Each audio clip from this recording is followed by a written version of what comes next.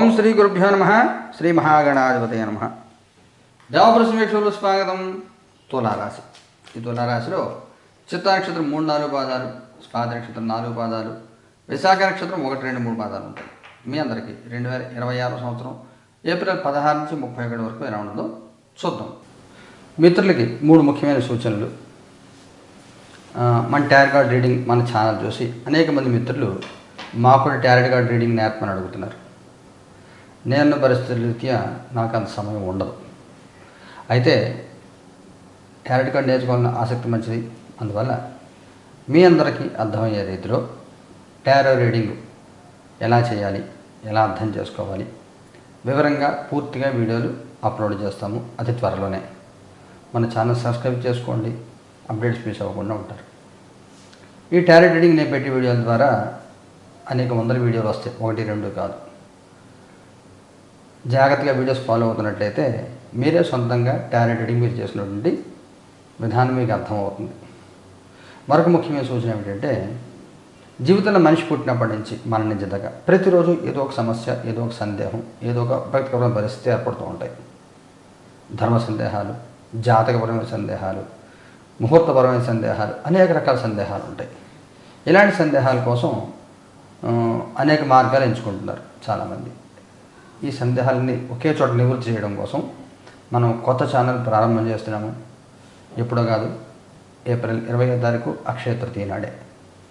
దేవ ప్రశ్న కాలజ్ఞానం, అనేక జాతకపరమైన విషయాలు, ముహూర్తపరమైన విషయాలు, అనేక రకాల విషయాలు, ధర్మ సందేహాలన్నీ కూడా దాంట్లో చెప్పడం జరుగుతుంది.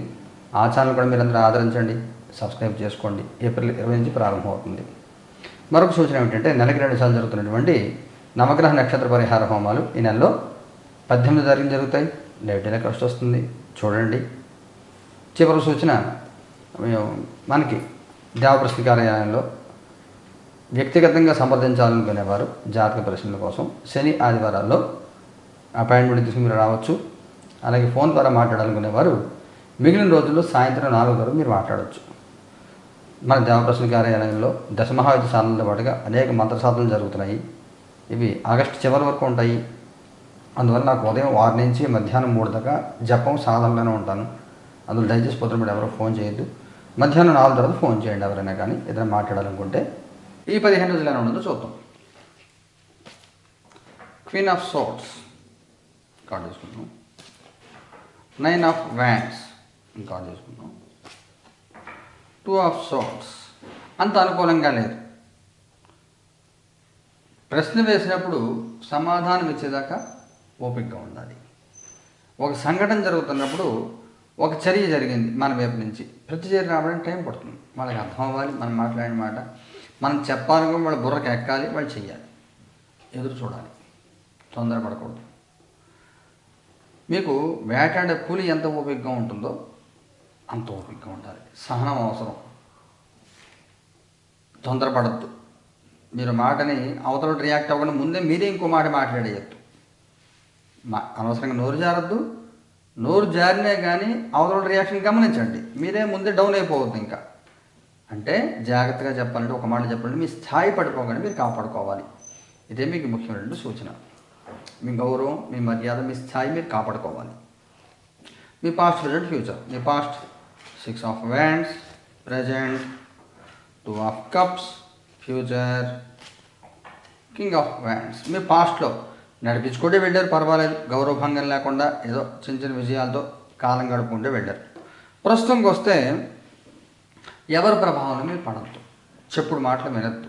మీతో ఎవరిని ఏదైనా చెప్పారంటే వాళ్ళు ఏదో ఒక స్వార్థంతో మీకు చెప్తూ ఉంటారు. చెప్పుడు మాటలు వినద్దు. మీరు ముఖ్యంగా అనవసరంగా అవసరం లేకుండా ఎవరి సహాయం మీరు తీసుకోవద్దు. సహాయం ఎవరిది ఆశించద్దు. అందులో కండిషన్ సపోర్ట్ అసలు తీసుకోవద్దు.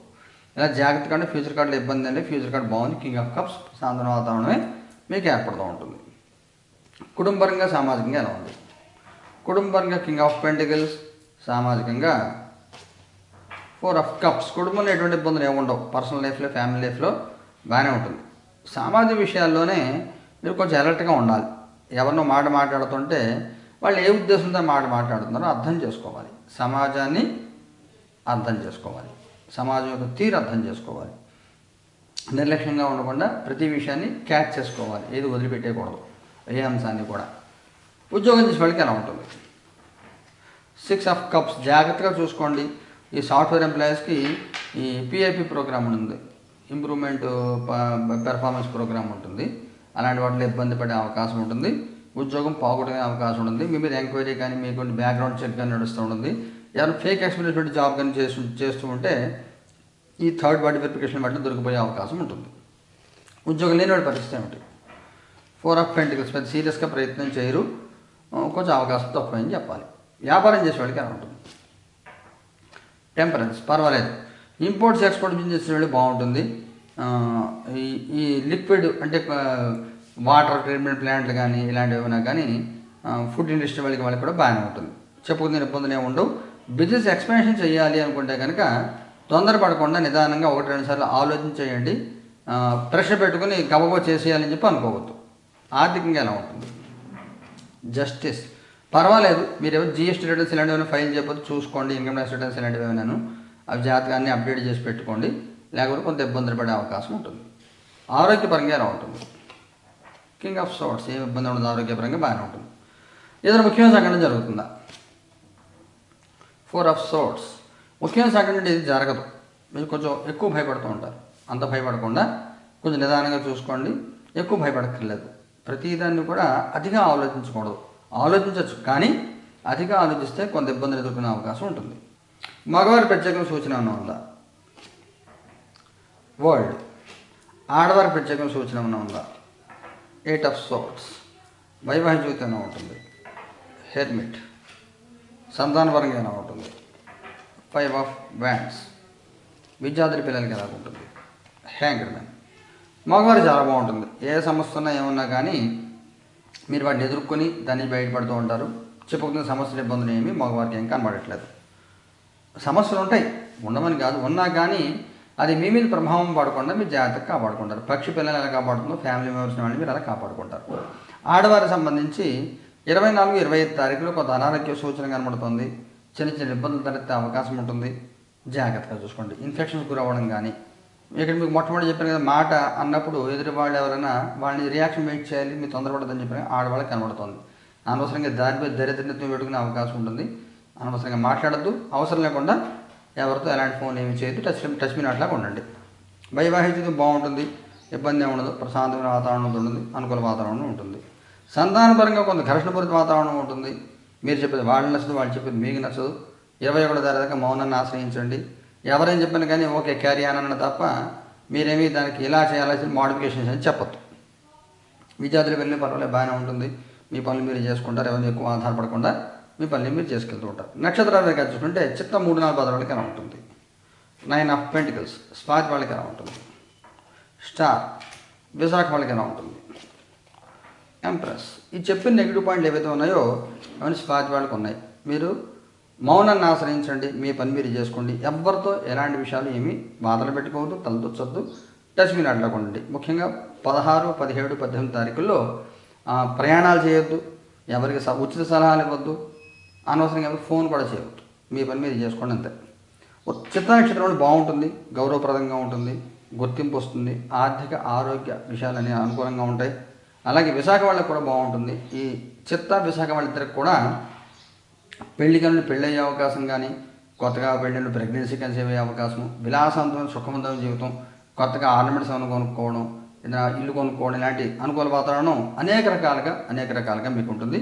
లైఫ్ని ఎంజాయ్ చేస్తారు, సమాజాన్ని మెప్పిస్తారు, సమాజం మీరు చెప్పింది ఒప్పుకునేలాగా చేస్తారు, గుర్తింపు గౌరవాలు కూడా వస్తాయి. స్వాతి నక్షత్రం వాళ్ళు మాత్రం అనవసరంగా గొడవలు, అనవసరం తలదొచ్చుకుంటారు. అనవసరం ప్రయారిటీస్ ఇచ్చి అయిన వాళ్ళకి దూరం పెట్టుకుని బయట వాళ్ళకి ఏదో గొప్ప చేయాలని ప్రయత్నం చేసి ఇబ్బందులు పడే అవకాశం ఉంటుంది. మీ టైము డబ్బు 2 వేస్ట్ చేసుకుంటూ ఉంటారు. ఏది ఎంతవరకు అవసరం అంతవరకే చేయండి, అవసరం లేని పని ఏది చేయవద్దు. పరిహారం ఏం చేసుకోవాలి? చిత్తవాళ్ళు ఏం చేయాలి పరిహారం? 8 ఆఫ్ వ్యాండ్స్, సర్వేశ్వర ఆరాధన చేసుకోండి. ఓం ఖేం ఖాం కంఫట్ ప్రాణాంగ్రహసి హుంపట్ సర్వశత్రు సంవరణాయ సర్వశాళాయ పక్షాజాయ హుంపట్ స్పహ జపం చేసుకోండి. సర్వ కవచం చదువుకోండి. స్వాతి వాళ్ళు ఏం చేయాలి? పేజ్ ఆఫ్ పెంటికల్స్, సుబ్రహ్మణ్య కవచం చదువుకోండి, సుబ్రహ్మణ్య హోమం చేయించుకోండి. ఓం సాం సరవణ భవాయ నమః సుబ్రహ్మణ్య హోమం చేయించుకోండి. విశాఖ వాళ్ళు ఏం చేయాలి? 3 ఆఫ్ కప్స్, చండీ మంత్రం జపం చేసుకోండి. ఓం నమః చండికాయ నమః చండీ మంత్రం జపం చేసుకోండి. దుర్గా కవచం చదువుకోండి, బాగుంటుంది. ఈ పరిహారం 18 జరుగుతాయి. లైవ్ టెలికాస్ట్ వస్తుంది, చూడండి. శుభం భూయాత్.